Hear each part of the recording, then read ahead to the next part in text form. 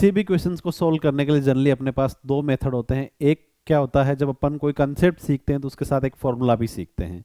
तो उस फॉर्मूले से रिलेटेड जब भी कोई क्वेश्चंस अपने सामने आता है तो अपन क्या करते हैं, फॉर्मूला माइंड में लाते हैं, फॉर्मूला लिखते हैं, और जो वैल्यू अपन को दे रखी है वो वैल्यू पुट करते हैं, फिर कैलकुलेट करते हैं उसको।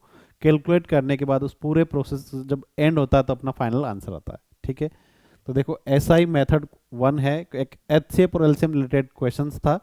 तो मेथड फर्स्ट क्या है कि एचसीएफ और एलसीएम की एक प्रॉपर्टी होती है क्या, कि दो संख्याओं का यदि एचसीएफ दे रखा है, एलसीएम दे रखा है, तो उन दो संख्याओं का गुणनफल बराबर होता है किसके, एचसीएफ और एलसीएम के।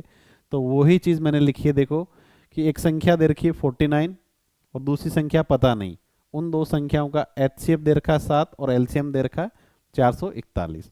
तो दूसरी संख्या ज्ञात करिए। ठीक है, 7 का भाग कितनी बार गया, 7 बार, तो बचा मेरा 7y, 7y बराबर 441। फिर y निकाला मैंने, 7 नीचे गया 63, तो मेरा आंसर क्या आ गया, 63। ठीक है, ये मेरा फर्स्ट मेथड हो गया जब मुझे फॉर्मूला की जरूरत पड़ती है। मैं बोलता हूँ सेकंड थोड़ा स्मार्ट चलते हैं अपन, क्या बोलता है, देखो इस क्वेश्चन में केवल लॉजिकल में सोल्व कर सकता था। कैसे, कि एक लॉजिक लगाना था मुझे, देखो सेम वही कंसेप्ट, दो संख्याओं का गुणनफल बराबर होता है किसके, एचसीएफ और एलसीएम के। इकाई का अंक क्या है 7 और इकाई का अंक क्या है 1, 7 और 1 जब आपस में गुणा होता है तो इकाई का अंक क्या आएगा 7। अब देखो यहाँ इकाई का अंक क्या आ गया 9। अब मैं 9 को किस संख्या से गुणा करूं कि मेरा फाइनल प्रोडक्ट क्या आ जाए 7। तो 9 एकमात्र संख्या क्या होगी, जब 3 से गुणा होगा तभी उसका प्रोडक्ट 7 संभव है। तो मेरा आंसर क्या होगा, ऐसा नंबर होगा जिसका इकाई का अंक 3 हो। देखो चारों ऑप्शन में केवल और केवल एकमात्र ऑप्शन 63 ऐसा है जिसका इकाई का अंक 3 है।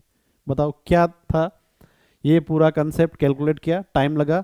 यहां पर केवल और केवल मैंने लॉजिक लगाया, क्या, यूनिट डिजिट का कंसेप्ट यूज किया, इकाई का अंक, कि भाई दो संख्या आपस में गुणा हो रही है तो उनका इकाई अंक निकाल लिया। और यहां मुझे एक नंबर दे रखा था 9, तो 9 को मैं किस संख्या से गुणा करता कि मुझे फाइनल आंसर में क्या आ जाए, 7 आ जाए इकाई अंक। तो एकमात्र नंबर 63 है। देखो